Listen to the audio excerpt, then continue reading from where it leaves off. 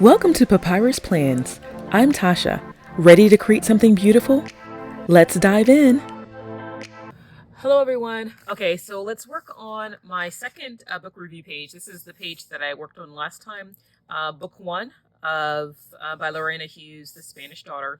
So book 2 is called The Queen of the Valley. So we're going to work on that today. I think I'm going to put in my page holder here. Since it's at the beginning, it's kind of hard to stay down. Let's see if that helps a little bit. Okay.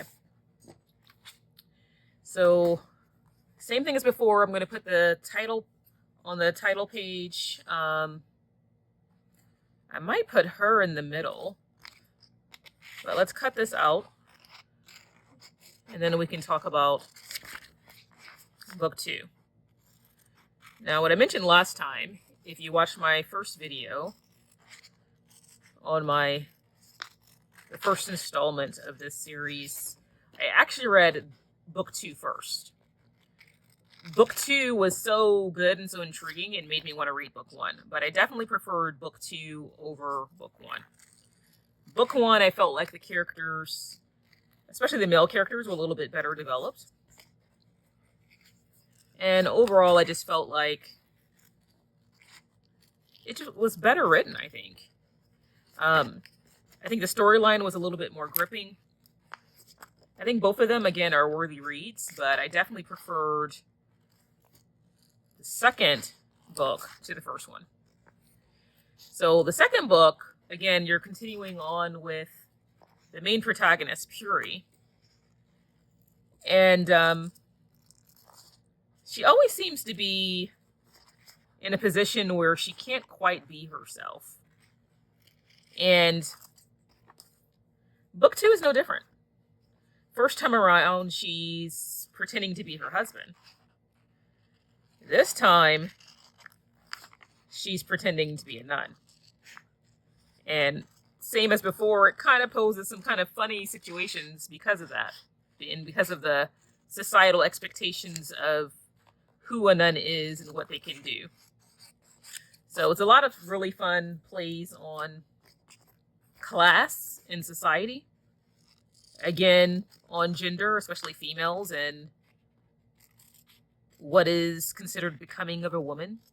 So I love that the author touches on a lot of those really important themes, especially during that era. So in the first book, it was mainly about her inheritance and figuring out who was trying to kill her and the mysteries of her father and all the drama that goes along with that. So she kind of deals with a lot in the first book. She deals with a lot of family drama and a lot of personal drama too, because of developing feelings that she has and her inability to act on them without being found out. Okay, so I'm trying to decide if I kind of want to put this in the middle. But then I have to well, I guess if I lower her a little bit.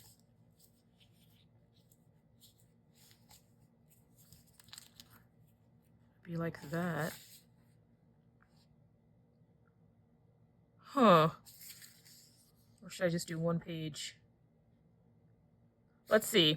Before I stick this down, I think I might, if I do one page, I can kind of bring her over a little bit. If I do a 2-page spread like I did for the first book, then I think I might put her in the middle. Which I think I might do.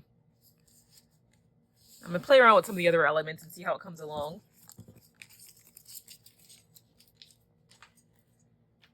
Now, because her being a nun is such a big part of the storyline, that's why I printed this out.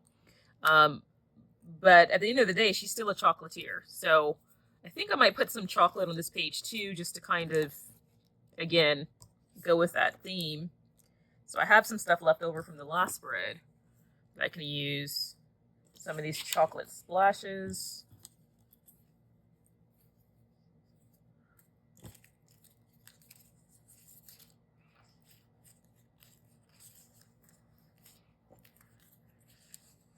Might do some of it dripping down the side. Let's see, what if I cut some of that off? Or no, I don't like that.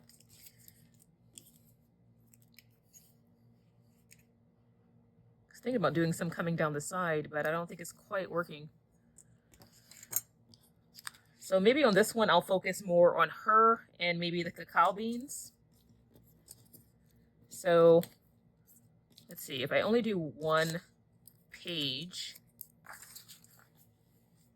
and just kind of do like the cacao beans over here, so it still focuses on that.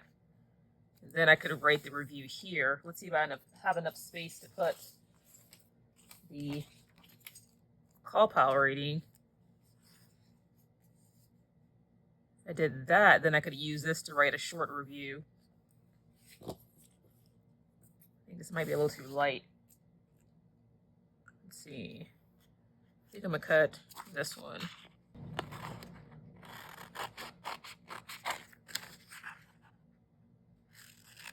Okay, let's see. Or do I need 2 pages? I think I might need 2 pages. Or maybe I could put it, oh, maybe I put it on her. Actually, yeah, let's do that. That saves space. So if I put the call power rating here and put it on her, then I can have all of this. So let's see. I can do the cacao beans, maybe something like that. Yeah, I like that. I think this spread might be a little bit more simpler than the first one, and I think that's fine. But I think that'll be good. Okay, so let's start with that. So let's make her kind of the center of attention here, and I think I'll just trim off the bottom so that the top can fit. Yeah, okay, let's do that.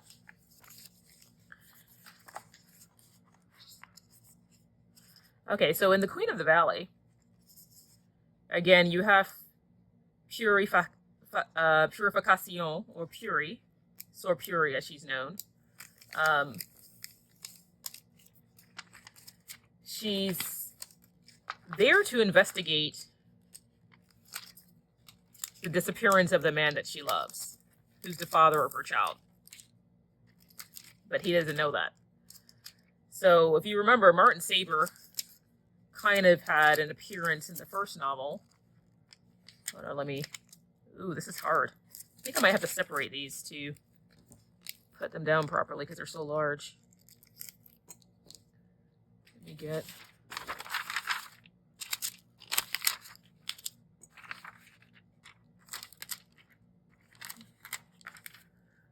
Let me see. Let me put this down first.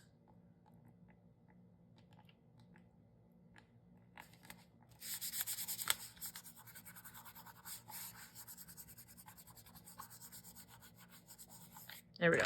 Okay.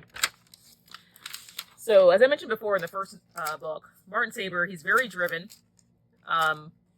very daring, and very reckless, in my opinion. Just very cavalier about life and its consequences toward other people.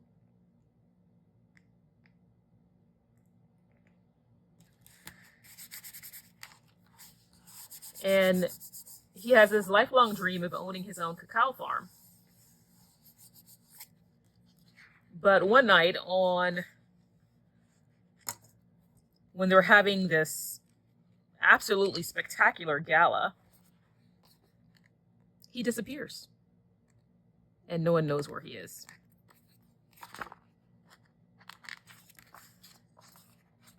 So there's this huge gala to raise money. He disappears and he's never seen again. But his hacienda, where all the guests are, it ends up becoming this kind of budding hospital due to this emerging epidemic that's happening in the nation. And so kind of out of necessity, it's designated a Catholic hospital. So you have all of these people there that are kind of thrown together in the midst of this missing person. And the interesting thing is that a lot of the people there have a connection to Martin, who's the one that goes missing.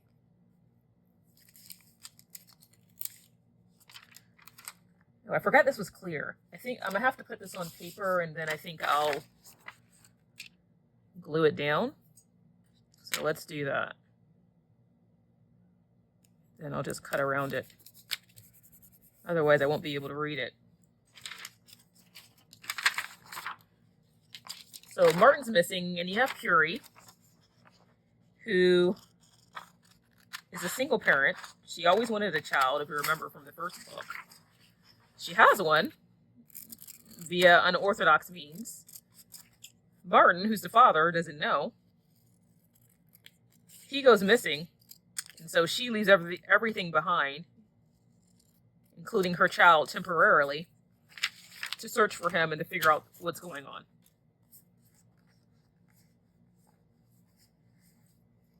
So she does that. Meanwhile, his other acquaintances and friends, Camila, who is a former love interest, and also a nun, but she's a real one. And then you have Luca, who's a professional photographer, and he's one of his childhood best friends. They grew up together, went to the same school. And he ends up helping Curie to try to search for the truth, but of course he has his own reasons. And you have this other cast of characters and subplots. It's kind of thrown in the middle. But at the heart of it all is Curie trying to figure out what happened to Martin. But she has a lot of hiccups along the way because she's a nun, or at least everyone thinks that she is. And nuns just can't do certain things, at least not back then.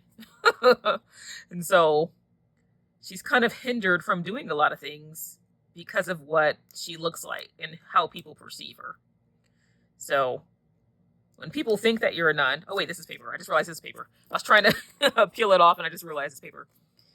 When people think that you're a nun, they don't expect you to ask a lot of questions, to be in certain places by yourself, to be assertive, to be courageous, to be inquisitive and curious. And so simple things that would be regarded as something positive today, for Curie, is looked down upon. And so she's trying to find the truth, but she has difficulties because everyone thinks she's a nun. But she has to keep up appearances for her own safety. And in order to continue to find the truth. And so she uses her disguise once again. Are you noticing a theme here? Book 1, she's disguised as a man. Book 2, she's disguised as a nun. She uses that disguise to try to find the truth for a second time. But again, it's complicated. Because on the one hand, people tend to tell nuns things that they wouldn't tell someone else. But on the other hand, she's still a woman. And there's only so much a man is going to tell a woman. Especially a man who is powerful, has money, and who only considers her just a nun. So she has the upper hand of being something other than people think that she is. But on the flip side, she doesn't because of who people think she is. So it's kind of this double-edged sword. I'm trying to find my cacao beans. There. So it's kind of this double-edged sword of using things to her advantage, using her disguise to her advantage. And can she do that? And she has difficulty. Who can she trust? Can she trust this always observant photographer who's always there but is in a position to assist her? And he also grew up with Martin, so he knows more than she does. Or should she not engage him? Is he going to become suspicious of her if she does? So she's dealing with all of these issues, trying to use her disguise to her advantage, and sometimes failing miserably to do so. Because remember, she's in this hacienda, which has now become a hospital, and as a nun, she's expected to also have nursing experience. And so she's kind of roped into the hospital and its duties because of who she is, or who they think that she is, and how she's dressed, and how she's perceived.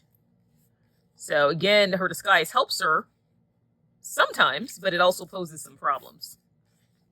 And so she's kind of dealing with that double-edged sword, once again, of identity, which I think is a really cool twist. I like the way that the author did this, and I think this is why I liked book 2 significantly better than book 1, because I felt like the characters were a little bit better developed.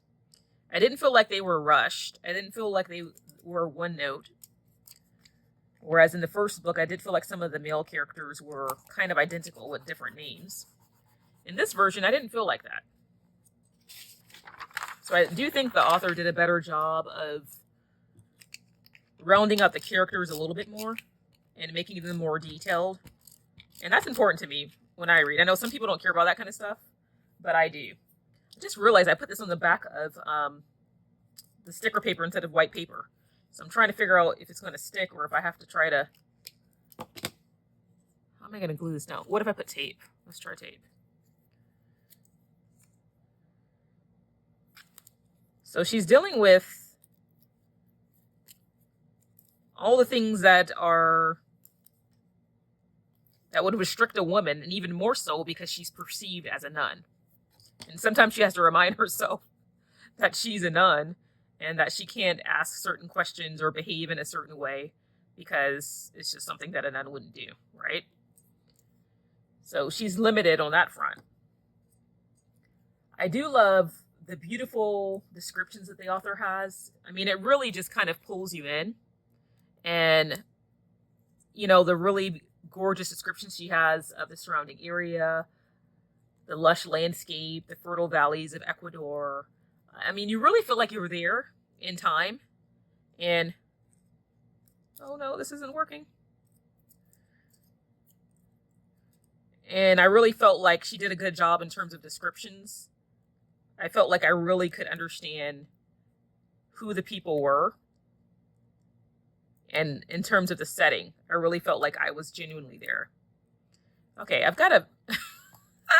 I can't believe I did this. I thought that I put this on paper, and I accidentally put this on the back of sticker paper. You know, so it's slick, and so nothing wants to stick to it. So let me see if I can... I don't know if I can pull it up, because the other side is matte. I'm going to see if I can pull this up.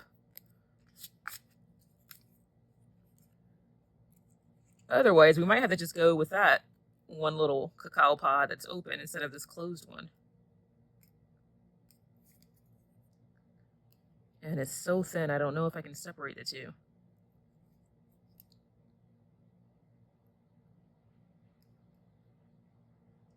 How do these things happen? Okay, let me try. Let's see, what else can I try? Let me try my other adhesive. Let me use my Xyron sticker maker. Let's see if this will help it stick. My double-sided tape, which is quite strong, it's not sticking to that.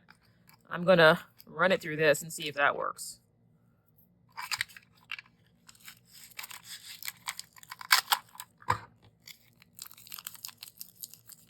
So I'm going to burnish it in, then peel it up, and hopefully the back of it sticks to the back. Let's see. Did it work? It didn't work. Okay, note to self. If you accidentally stick clear sticker paper onto the backer sheet of a label or sticker, it's not coming up. I wonder if glue will glue. Let's see, I've got this Craft Bond extra strength glue. I don't want to use wet glue because I don't want to mess up the sticker. Oh, maybe this will work. Okay, let's try this.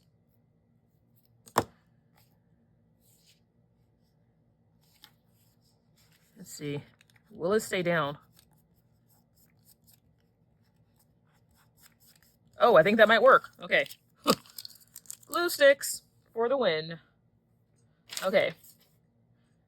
Let me get my scraper, just so I can gently kind of push it into the paper. Again, because it's so slick, I want to make sure that it stays. Let's see. Okay, I think that's working.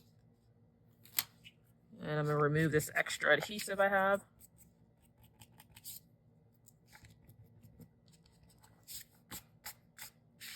All right. Okay, well, actually, that worked. Not bad for a mistake. Okay, so I have the cacao pod here, and then I have the open cacao pod and the title page that I made. And I put my call pile rating here. I think this is plenty of room for me to write in this area. I'm trying to decide if I want to do the other side too or not. I have tons of stuff that I printed. So I have some more. I have these cacao pod botanical prints I can use. But honestly, I don't know if I need it. I might be done. That was super fast. That took a lot less time than the other one. I have this the sugar bag here. I might put this in a corner and I can write small and put it around here. But do I need it? And then I have these black and white ones I didn't use last time, which are kind of cool. I might put like just one thing down here. Because again, I think I can write small enough because I have these Pigma microns at, especially the 01s. The tips are quite small, so it actually will let me write pretty tiny if I have to. I'm thinking I might do that, but do I want to? Let's see. I have maybe this black and white chocolate bar, especially since her habit and everything is it's the dark black of the habit and then the black text. I think that might be kind of cool to have maybe one item in the corner here. So I might do that. Maybe the chocolate bar, maybe the large pieces of chocolate, or maybe the sugar. Or should I do the sugar and maybe the chocolate bar here?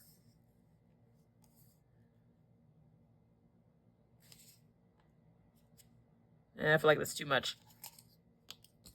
Let's see, let's try the scoop. Maybe the scoop and that. That's kind of cool. Kind of like that.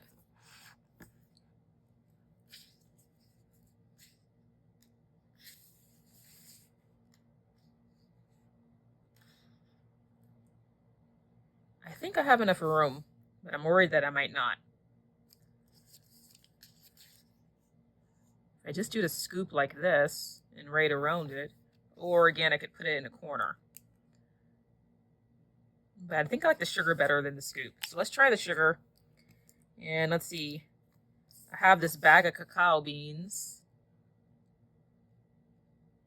That's kind of cool. I almost wish I had another cacao pod here.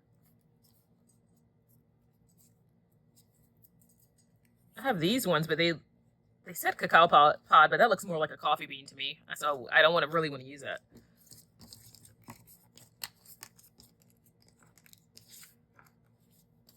Oh, I have this one. This one in black and white. I wish I had put that here, and then I could put the other color one here, but I didn't. Okay, I think I have to let that go. All right, so I think either the bag of sugar or the bag of cacao beans, and I think we might be done, or I might just use this bag of sugar. It's a little big, but again, I think I still have enough space to write here. I think the black and white one is calling to me. I just feel like it goes better. So I think I'm gonna put this in a corner and then call it done. So I think it's gonna be quick and easy. So let's go ahead and do that. So getting back to the story, the Queen of the Valley, again, I think it's very well done. I mean, again, you have the three protagonists, the Camila, who is the nun who is the former love interest of Martin. Luca, a professional photographer who's his childhood friend. And then you have Puri, who's pretending to be a nun. And she's a chocolatier who's disguised as a nun.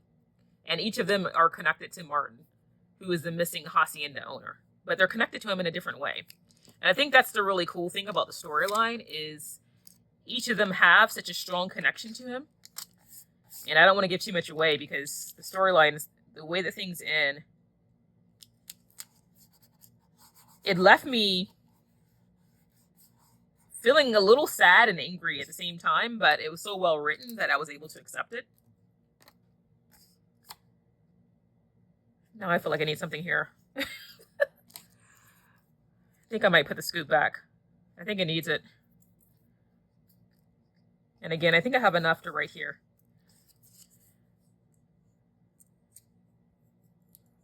So Luca, he has a bit of a mixed relationship with Martin because of their interactions in school. I mean, they were friends, but again, as I mentioned in the first video about the Spanish Daughter, which is book 1 to the Queen of the Valley, Martin was very incredibly arrogant and selfish. And I think that's reflected in a lot of his romantic relationships and his friendships. No, he had a hard life. He's very charming, and his charm gets him pretty far. Maybe further than it should. And I think for Luca, that breeds a little bit of resentment. And you can see that played out in the first and second book. So I do really like how the storylines continue. And how, especially for Puri, you really get a fuller picture of who she is. But I will say that Martin as a character, he's kind of like, for me at least, he was a character that I love to hate. He was so obnoxious, so sure of himself, so certain. And he's one of those people who gets whatever he wants and probably shouldn't. You know what I mean? It's like, he's that character who you're just like rolling your eyes at, like, you were such a jerk. And then at the same time, he had a hard life, so it's not that he didn't deserve to be loved or deserve to have wealth and success, but at the same time, he was not very loyal, at least to the females in his life. And actually, not even to Luca sometimes, either. And that causes problems with them in their friendship. And I think the sad part is he doesn't even realize it. Luca has this kind of, they end up falling for the same woman. But of course, Camila chooses Martin, right? He's the charming one. Luca is more reserved. And in the second version, in the second book, Puri's half-sister plays a role as well. And you see that really played out a little bit more than in book 1. Because they have a connection in book 1. And I think that's part of the reason why I was kind of rolling my eyes when Puri fell in love with him. I'm like, come on. You know who this guy is. You know what he's about. And you're still falling for him? Like, I just was like, don't do it. And at the same time, it was a great part of the story. Which I guess means the author did her job. Because when you get angry and annoyed, it was well written. But at the same time, I was rolling my eyes because Martin was such a player. And I was like, just don't do it. Puri, you deserve better. Like, why are you being stupid? So Puri does kind of make me angry sometimes. And I also felt really sorry for Luca. Because I just felt like he never really got... I felt like he always got the short end of the stick in the friendship. And kind of in life sometimes. But I guess, that's real life. That's how it is. Not everyone gets to have great success or love or great friendship, right? So it's realistic. But it also makes me sad and angry.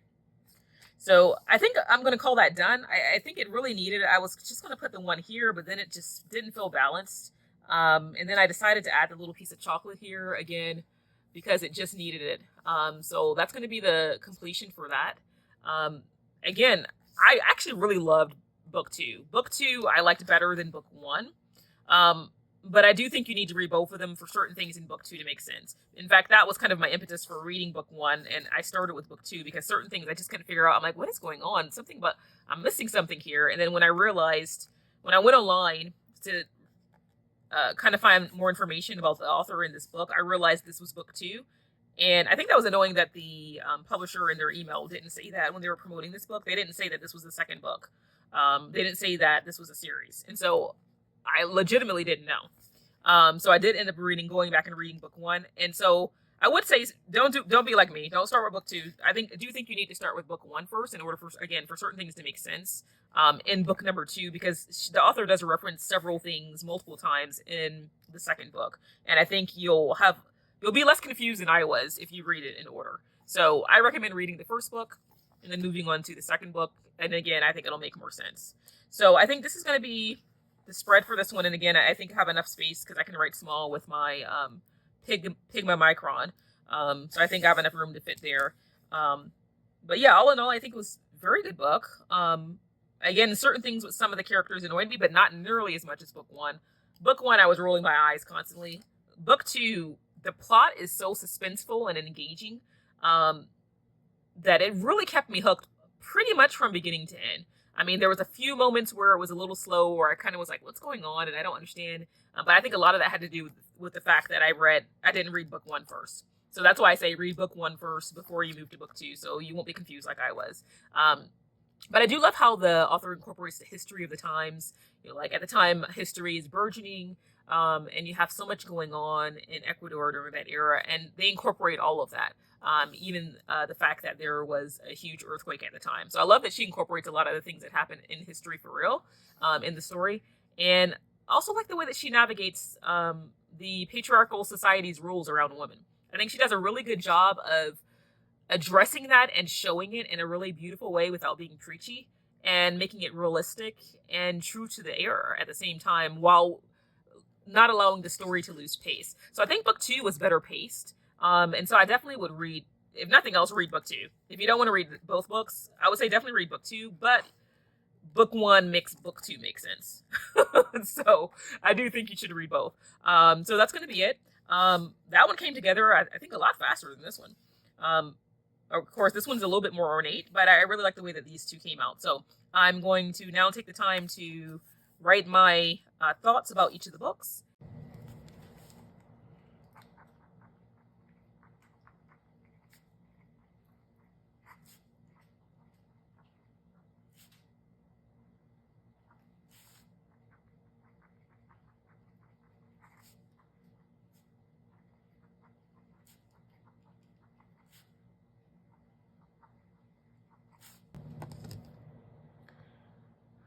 All right, so that's the final page there. The second book, which I did thoroughly enjoy on my own, kind of in my head. I like to kind of figure out what I would give the rating in my head before I actually do the 𝐶𝐈𝐿 rating.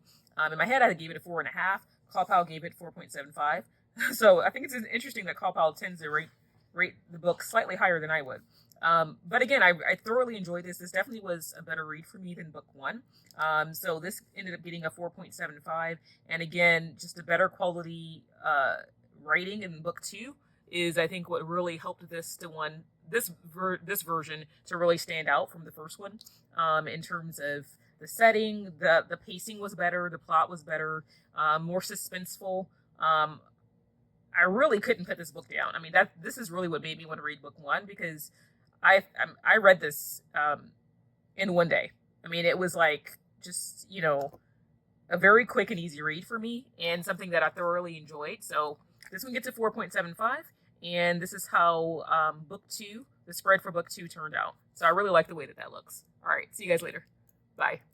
That's all for today. If you enjoyed this video, give it a thumbs up and share your thoughts in the comments. Until next time, stay inspired, and thank you for watching.